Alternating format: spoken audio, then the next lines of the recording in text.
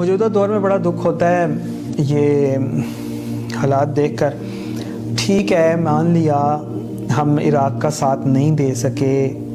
آپس میں ہمارے اختلافات تھے، جو بھی معاملات تھے، مان لیا کہ ہم لیبیا کا معمر قذافی کا ساتھ نہیں دے سکے، مان لیا کہ شام میں ہم کچھ نہیں کر پا رہے،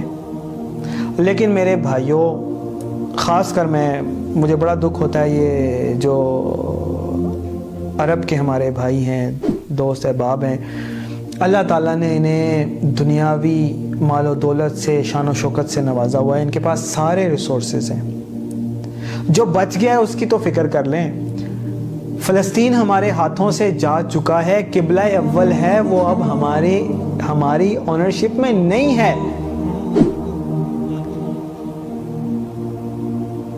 وہ اور قبلہ اول کے ساتھ غداری کی سزا بہت سخت ہے۔ جیسے خانہ کعبہ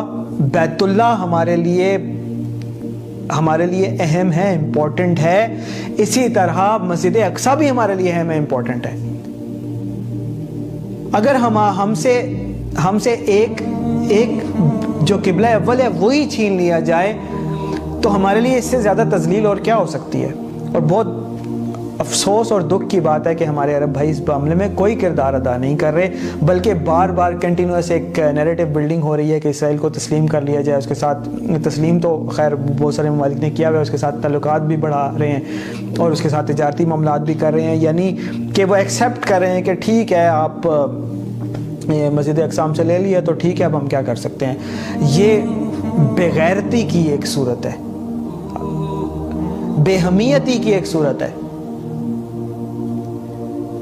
میں یہ نہیں کہتا کہ ہمارے عرب کوئی ان کے عوام یا ہمارے جو مسلمان بھائی وہاں پر موجود ہیں وہ ان کے خلاف کوئی اللہ نہ کرے کوئی ایسی حرکت کریں جو معاملات خراب ہونے کا وجہ بنے، لیکن یہ ضرور ہے کہ ان سے اپیل ضرور کرنی چاہیے کہ ہم بے غیرت نہیں ہیں، ہم بے شرم نہیں ہیں، ہم بے حمیت نہیں ہیں۔ ہمارا اتنا کام ضرور بنتا ہے کہ ہم اسرائیل کے ساتھ جو سفارتی معاملات اور تجارتی معاملات اس کے ذریعے سے کم از کم ہم اس کو آئسولیٹ کریں، اور جو ہمارے فلسطینی بھائی ہیں ان کی سپورٹ کریں تاکہ وہ اچھی زندگیاں بھی گزار سکیں، اور ساتھ میں یروشلم اور مسجد اقصی اس کو سیکیور کرنے کے لیے جو بھی اقدامات ہو سکتے ہیں وہ کیے جا سکیں۔ تو اللہ تعالیٰ توفیق دے ہمارے عرب بھائیوں کو خصوصاً، اور ساتھ میں جو ٹرکی ہے، پاکستان ہے، بنگلہ دیش ہے، انڈونیشیا، ملائیشیا ہے، جہاں اب بھی ہم کچھ نہ کچھ عزت اور آزادی کے ساتھ رہ رہے ہیں، سب کا کام بنتا ہے کہ اس دور میں اہم کردار ادا کریں اور امت مسلمہ کی اصلاح اور بقا کے لیے جو ہو سکتا ہے وہ کریں، تاکہ اللہ تعالیٰ کے عذاب سے ہم محفوظ رہیں۔ انشاءاللہ اگر ہم یہ کر لیں گے تو جیسے آپ صلی اللہ علیہ وسلم نے فرمایا کہ ویل للعرب، کہ عربوں کے لیے ایک بڑی تباہی آن کھڑی ہے سر پہ۔ وہ جیسے آج سے 1400 سال ہو چکے ہیں، وہ ٹلتی جا رہی ہے، ابھی تک وہ آئی نہیں۔ کم از کم یہ جنریشن کوشش کرے کہ ہم بھی اس تباہی اور اس عذاب اور اس وارننگ کا شکار نہ ہوں۔ کم از کم یہ جنریشن تو سرخرو، اور ہر جنریشن کو یہی کوشش کرتی رہنی چاہیے، کیونکہ جس جنریشن کے اوپر یہ آئے گا تو اس کے لیے دنیا میں بھی بڑی پریشانی ہوگی، باقی آخرت کا معاملہ تو اللہ تعالیٰ جانتا ہے کہ کیا ہوگا۔ تو اللہ تعالیٰ تمام مظلوم مسلمانوں کے اوپر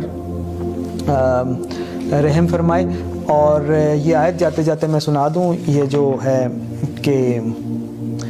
سورۃ النساء میں اللہ تعالیٰ نے فرمایا نا کہ ما لکم لا تقاتلون فی سبیل اللہ، کہ تمہیں کیا ہو گیا ہے کہ اللہ کے راستے میں جہاد نہیں کرتے ہو، اور اگر ایسا مظلوموں کی مدد کے لیے تم نہیں نکلو گے، اللہ تعالیٰ کے دین کو قائم کرنے کی کوشش میں وہ حق ادا نہیں کرو گے، تو پھر اللہ تعالیٰ فرماتا ہے نا کہ وَيَسْتَبْدِلْ قَوْمًا غَيْرَكُمْ وَلَا تَضُرُّوهُ شَيْئًا، تو پھر اللہ تعالیٰ بدل دیتا ہے اس قوم کو کسی دوسری قوم سے، اور